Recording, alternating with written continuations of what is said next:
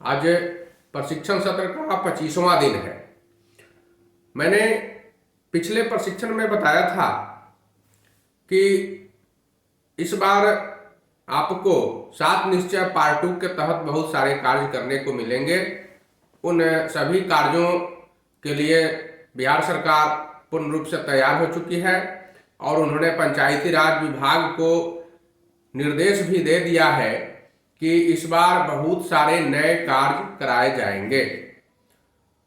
15वें वित्त आयोग से राशि भी आपको आवंटित की जाएगी और बिहार सरकार ने जो बजट पास किया है इस बार, तो उस बजट में भी इन सभी नए कार्यों के लिए राशि का प्रावधान कर दिया गया है। हम बात कर रहे हैं आज जिस विषय की, वह है जल जीवन हरियाली। इसके तहत जितने भी कुएं हैं उन सब की मरम्मत करने का कार्य करना है। तो पिछले साल भी इस तरह का कार्य हुआ था और बहुत सारे कुएं छूट गए थे। इस बार भी बहुत सारे कुओं को जल जीवन हरियाली के तहत मरम्मत करना है, उसकी उड़ाही करनी है, उसका जीर्णोद्धार करना है। अब तो शायद ही कुआं बचा हुआ है, बहुत कम जगह कुआं देखने को मिलता है। कहीं कहीं पूरा कुआं भर गया है, लोग भर भी दिए हैं, लेकिन सरकार चाहती है कि वह हमारी धरोहर के रूप में रहे। साथ ही कुआं हमारे लिए बहुत ही महत्वपूर्ण और बहुत ही उपयोगी चीज रहा है। प्राचीन काल से और बहुत पुराने समय में मनुष्य कुआं से ही पानी निकालकर पीने का काम करता था। कुआं में रहस लगाकर, कूर लगाकर लोग खेतों की सिंचाई भी करते थे। साथ साथ जब बरसात का मौसम होता था तो बहुत सारा पानी कुआं में आ जाता था और धीरे धीरे कुआं के द्वारा जल धरती के अंदर चला जाता था। तो वाटर लेवल जो ऊपर चला आता है हर साल गर्मियों के मौसम में नीचे चला जाता था, तो वो सारा बरसात के पानी के कारण ऊपर चला आता है। मतलब पानी से धरती रिचार्ज हो जाती है, हमारा भूमिगत वाटर लेवल जो है वो रिचार्ज हो जाता है। तो जिस तरह की हम बात देखते आए हैं, तो मैं आपको बता दूं कि पुराने समय से ही जल जीवन के रूप में कुआं मनुष्य की सभ्यताओं में शामिल रहा है।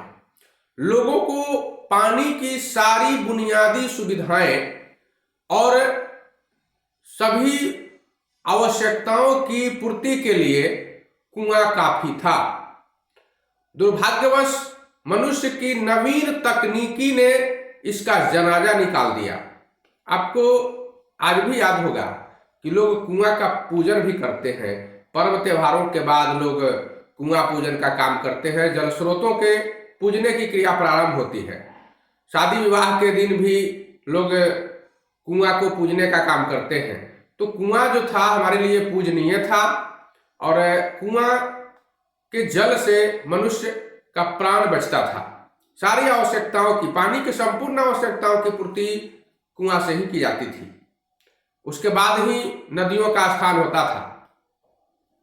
लेकिन बहुत पुराने समय में तो पहले नदी से ही लोग यूज करते थे। हम नदी की बात नहीं कर रहे हैं, हम तो कुआं की बात कर रहे हैं, इसलिए हम कुआं की बात ही करेंगे। तो जैसे जैसे तकनीक का आविष्कार हुआ, चापाकल आ गया, बोरिंग आ गया, लोगों ने सबमर्सिबल डाल दिया। इस कारण से कुआं का उपयोग धीरे धीरे खत्म होता चला गया और लोगों ने कुआं की मरम्मत पर ध्यान देना बंद कर दिया। कुआं से पानी निकालना बंद कर दिया। जब कुआं से पानी नहीं निकलेगा तो फिर कुआं का स्रोत जो होता है जल का, वह नहीं फूट पाएगा, जिसके कारण कुआं धीरे धीरे खराब हो जाता है। पानी कुआं का जो होता है वह दूषित हो जाता है, प्रदूषित हो जाता है और सड़ जाता है। जब पानी निकलते रहता है तो वह पानी सड़ता नहीं है। तो जैसे जैसे हमारी सभ्यता और संस्कृति में विकास हुआ, वैसे वैसे लोगों ने कुआं को उपेक्षित करना शुरू कर दिया और आज स्थिति यह रही कि आज इने गिने कुआं ही कहीं दिखाई पड़ जाते हैं। किंतु समय जो है वह अपना चक्र जरूर पूरा करता है। समय ने चक्र पूरा किया, सरकार इसके लिए जागृत हुई और फिर कुआं को धरोहर के रूप में समेटने के लिए प्रारंभ कर दिया अपनी नई रणनीति। जिस तरह से गर्मियों में भारी जल संकट का सामना करना पड़ता है, बरसात बीतने के बाद जब यह मौसम प्रारंभ होता है तो बरसात में कुआं में पानी भरने के कारण फिर से हमारा जल वाटर लेवल जो है वह रिचार्ज होने लगता है और फिर से सामान्य स्थिति में पानी की जो वाटर लेवल जो है नीचे से जलस्तर वह सामान्य हो जाता है। तो आम लोगों के साथ साथ सरकार भी इस बात को अब समझ चुकी है कि अब हमें क्या करना चाहिए। यही कारण है कि तालाब के बाद, पहले तो तालाब पर सरकार ने ध्यान देना शुरू किया, जितने भी तालाब थे राज्य के सबको सरकार ने कहा कि अतिक्रमण मुक्त किया जाए। लोग इसके किनारे घर बना लिए हुए हैं, बहुत सारे लोग तालाब पर अतिक्रमण किए हुए हैं, तो तालाब को अतिक्रमण मुक्त कराया जाए। अब सरकार कुआं पर लगी हुई है। जो भी कुआं सरकारी क्षेत्र में है, अभी तो सरकारी क्षेत्र की ही बात प्राथमिकता से हो रही है कि सरकारी भूमि में जहां जहां कुआं बना हुआ है उसको पहले अतिक्रमण मुक्त कराया जाए।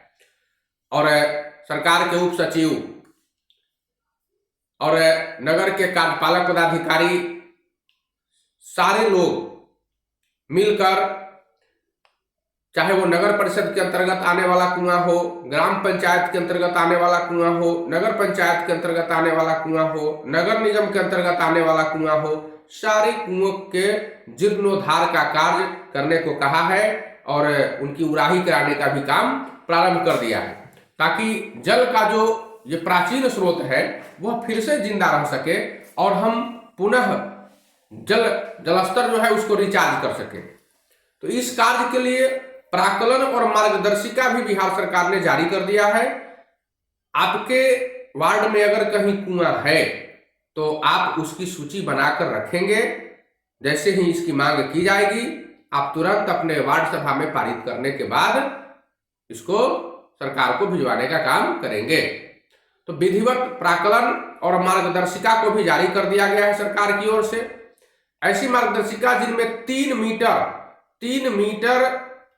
जो है कुआं में अगर शेष है, भरावट जो है उसके अनुसार किया गया है कि अगर 3 मीटर ऊपर से खाली है तो उसके लिए कुछ अलग है, और प्रत्येक मीटर जब खुदाई की जाएगी नीचे की ओर तो उसके लिए भी राशि का व्यवस्था किया गया है। पहले कार्य प्रारंभ करने के पहले कुआं का भौतिक सत्यापन करना जरूरी है। सच में कुआं है या नहीं है, या सिर्फ कागजों में उसकी रिपोर्ट की गई है, तो जाकर पहले पदाधिकारियों को कुआं देखना है। अगर सच में वहां कुआं है तो उसका प्राक्कलन तैयार करना है कि कितनी राशि का खर्च इस कुआं का जीर्णोद्धार करने में या उड़ाही करने में या मरम्मत करने में लग सकता है। उसके बाद इस कार्य के लिए 14वें वित्त आयोग में भी प्रावधान किया गया था और 15वें वित्त आयोग में भी इसके लिए राशि का प्रावधान किया गया है। नगर के सारे कुओं की सूची नगर विकास विभाग बना रही है। किन किन बिंदुओं पर जांच किया जाएगा और जीर्णोद्धार किया जाएगा कुआं का, तो अपनी जारी मार्गदर्शिका में बिहार सरकार ने कहा कि अक्सर यह देखा जाता है कि कुआं में जहरीली गैस, कार्बन मोनोऑक्साइड और बहुत सारे अन्य तत्व, कार्बन डाइऑक्साइड भी, और जहरीले तत्व के साथ साथ उसमें जीव जंतु भी पाए जाते हैं, कीड़े मकोड़े भी पाए जाते हैं, सांप बिच्छू भी पाए जाते हैं। तो उसके लिए क्या करते हैं, एक जलती हुई लालटेन पहले रस्सी में बांधकर उस कुआं में गिरा देते हैं और पानी के सतह पर जैसे ही लालटेन पहुंचती है थोड़ी देर के लिए उसको रोके रखते हैं। अगर लालटेन बुझ जाती है तो हम समझ लेते हैं कि कुआं में मीथेन गैस भर चुका है। ऐसी परिस्थिति में छाता को उल्टा लटकाकर उसके डंटी में आप रस्सी बांधकर और छाता को नीचे गिराकर फिर छाता को ऊपर खींचते हैं, तो इस तरह से मीथेन गैस बाहर निकल जाता है। मीथेन गैस बाहर निकालने के बाद ही कुआं में घुसना चाहिए। प्राय आप लोग भी सुनते होइएगा कि गांव देहात में शौचालय की टंकी जब खुलती है और उसमें खुलने के लिए मजदूर नीचे घुसता है तो दम घुटने के कारण उसकी मौत हो जाती है। उसकी मौत का प्रधान कारण है मीथेन गैस।